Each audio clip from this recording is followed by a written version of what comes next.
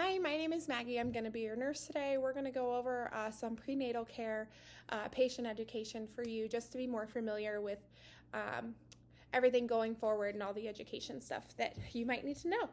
So this is your first appointment with your provider, and we're going to talk about what happens at your first appointment. We're going to do a big assessment and include vital signs. We are going to go over your family history, your surgical history, any previous pregnancies that you've had, that sort of thing, current medications that you're on, any risk factors that you might have, and then also we're going to go ahead and calculate your current due date based on your last menstrual period. The vitals that we're going to go ahead and do at your first appointment, one really important thing is going to be your BP. We're going to do a blood draw with quite a bit of labs, and we're going to do your height and weight. We're also going to be completing a urine analysis, a pelvic exam, and a pap smear at this first appointment. We'll also do an ultrasound, possibly a transvaginal, most likely a stomach abdominal ultrasound, but possibly a transvaginal depending on how far along you are. So for weeks 4 to 28 of your pregnancy, you're going to have monthly appointments. So there will be 4 of them. At these appointments, it'll be routine blood pressure, it'll be weight checks. At 10 weeks, we'll start doing a fetal Doppler to check the heart rate of the pregnancy. We're going to check the fundal height. We're also going to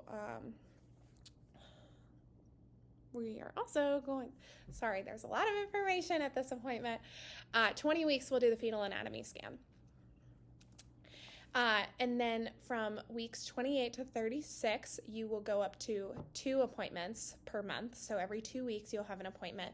Again, we'll do the routine checks, your BP, vitals, weight checks, as well as a urine analysis. At these appointments, somewhere in those, you will get your Tdap. We will do the RH screening to see whether you are RH negative for your blood type.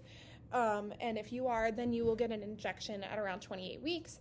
And then we're also going to do a glucose tolerance test where you drink the sugary glucose drink, and then we test your glucose levels within 1 hour.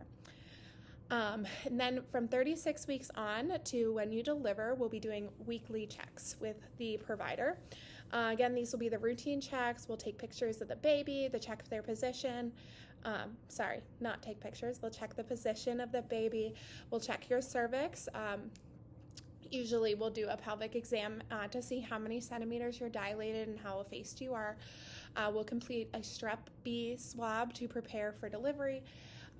We'll provide education on what to expect with contractions, true and false labor, Braxton Hicks, warning signs, and what to expect with your water breaking if that should happen, if your water breaks on its own. We'll also be doing lots of procedures and tests. We'll do an initial ultrasound, 20-week anatomy scan, like I said. And then depending on how your pregnancy is going, we may have some more in-depth procedures done. Your first trimester, we'll definitely do the urinalysis, like I said, a pap smear, pelvic exam. Second trimester, we'll do the glucose tolerance test. And then the third trimester, we'll go ahead and do that strep B, like I had mentioned. Some of the labs that we're going to be running throughout the pregnancy, we're going to be doing CBCs to check all your blood count levels, HCG, which will grow throughout your pregnancy, especially pretty high at the beginning. We'll check your RH factor, like I said, to see if you're RH negative. We'll also check for HIV. Some optional genetic testing that we do, especially depending on your family history, your age, everything like that. We'll test. There's 3 different blood tests. We can test for Down syndrome. There's an NIPT test, which is just to test for those abnormalities, a quad test, and an AFP for neural tube defects. And then more invasive is a CBS and an amniocentesis. So your diet and your calories, your diet increased by 300 calories a day. We need to make sure you're having a well-rounded diet, fruits for that extra potassium and vitamin C, veggies for potassium and vitamin A, dairy, which increases your potassium, calcium, vitamin A, vitamin D, all those good things. Grains to increase your iron and folic acid, proteins, so meats, legumes, that kind of thing, just to increase the protein in your diet for baby. Food safety is very important during pregnancy. You want to make sure that your meat is thoroughly cooked to temperature. So like your chicken needs to be cooked to 165, 175, 165. No raw meat, that kind of thing. You need to make sure that you're washing your fruits and vegetables thoroughly. Your fluid intake should be at least 8 to 12 glasses a day, and vitamin supplementation. With the vitamins, you're going to want to be taking a prenatal with folic acid, omega-3 fatty acid to promote brain development in the baby. You're going to be taking iron to prevent the risk of anemia in the mother, in yourself, and calcium and vitamin D for healthy bones, and that kind of thing. So exercise during pregnancy is very important. You are going to make sure that you are doing low impact, so like walking, yoga, swimming, stretching, even Pilates, that kind of thing. You're going to be avoiding contact sports, anything that could have you fall and hurt yourself or the baby. Avoid certain ab exercises, weightlifting, and you're going to be doing about 2.5 hours a week of low impact exercise that can be broken up over the week. And then lastly, weight gain is something that's really important during your pregnancy. Obviously, it's expected that you will gain some weight. It's dependent on how much you weigh starting out, kind of thing, and what's healthy for you. So if you're underweight and your BMI is less than 18.5, it's normal to gain about 28 to 40 pounds for your pregnancy. A normal BMI is 18 to 24, and with that, it's normal to gain about 25 to 35 pounds for your pregnancy. If you're overweight, that's a BMI of 25 to 29, and with that, it's good to gain about 15 to 25 pounds for the pregnancy. And then lastly, for an obese BMI, it's around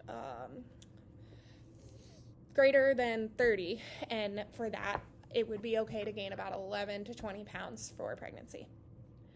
And then 3 common complaints for pregnancy would be like nausea, vomiting, stretch marks, and swelling of legs.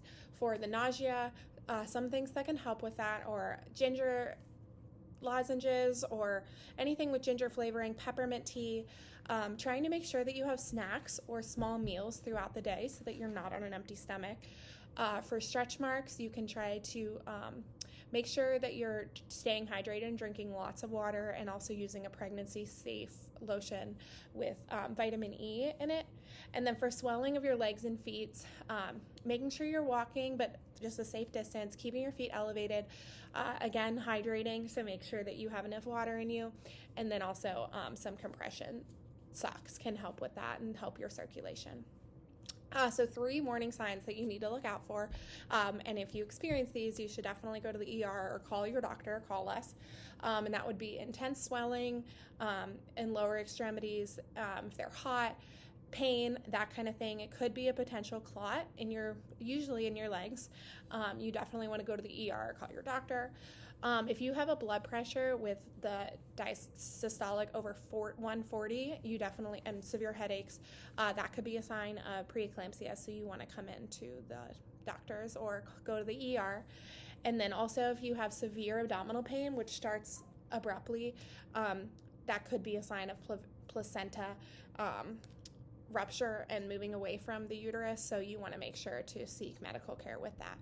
So I know this is a lot of information to take in. It can be hard to remember, but you can always reach out to your OB here, and we can go ahead and assist you if you have any questions.